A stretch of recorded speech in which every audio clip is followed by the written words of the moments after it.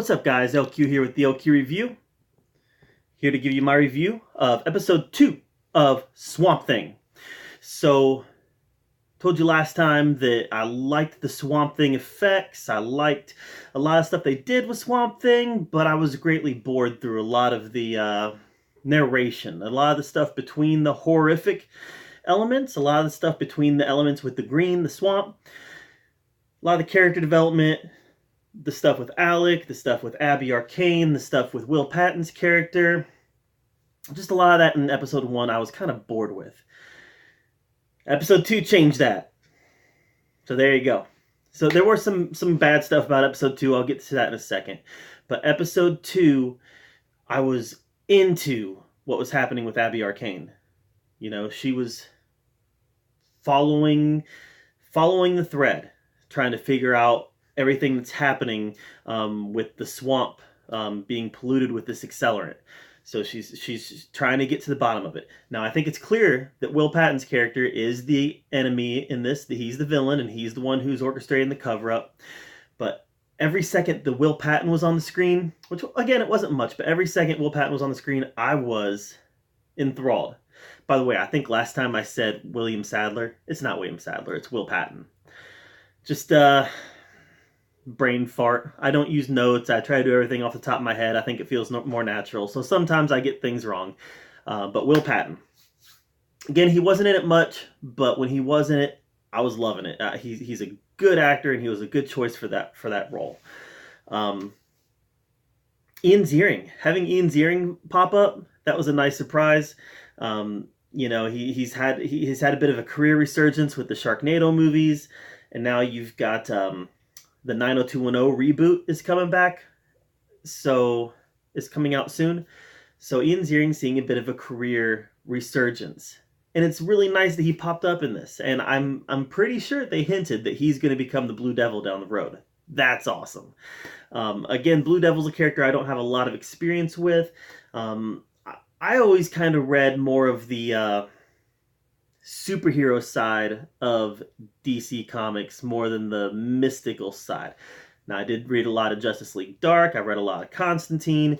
But outside Justice League Dark and Constantine, my experience with the mystical side of DC is rather limited. So I've got a few comics that has Blue Devil in it, but I don't have a lot of Blue Devil experience. Same with Swamp Thing, to be honest with you. Now, I do have a lot of Swamp Thing comics, but Swamp Thing is a character that crosses over a lot. You know, there's a lot of Swamp Thing crossovers with other characters in the DC universe. Swamp Thing isn't even a member of Justice League Dark, and I've got all the Justice League Dark comics. So my experience with Swamp Thing is a little bit greater than that of your more secondary mystical characters, like the Blue Devil. But so this season, this episode, the character development was a lot better. The storylines following the characters was a lot better. Even the girl who has the connection to the green, I was loving her story as well. So all the character development stuff that didn't work for me in episode 1 worked for me a lot better in episode 2. And I think that's because I know who these characters are now. I've been through an episode of development with them, and now I'm more into the story. I'm more into what's happening. But, of course, there's a but. This is a series called Swamp Thing, and Swamp Thing's in it like 5, maybe 10 minutes. I seriously doubt it's 10 minutes. Swamp Thing's barely in this. You've got all the happenings with all the characters outside of the swamp that causes them to converge on the swamp at the end of the episode, and that's when we finally get Swamp Thing. But he's barely in it. Now, I will say this, when he was in it, it was cool.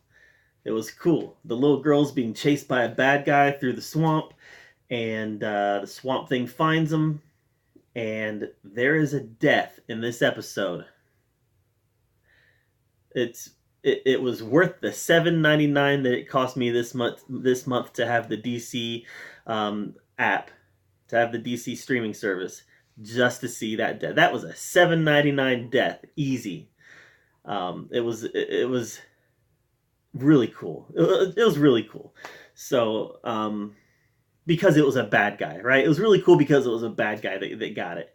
But The special effects continue to be good, and the way they utilize the swamp, the green, the way that Swamp Thing is utilizing the green, it's great. It's everything I wanted it to be in a Swamp Thing movie or in a Swamp Thing TV show. So this episode was a huge step up.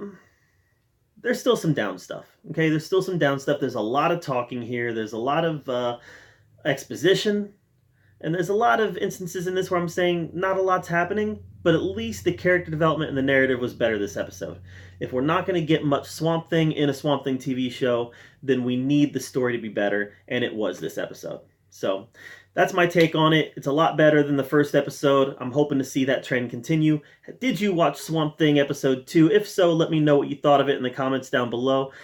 Thank you so much for being here at the LQ Review. Before I get out of here, please hit that subscribe button. I'm trying to hit 100 subscribers, and you can help me get there. So until next time, we'll see you later.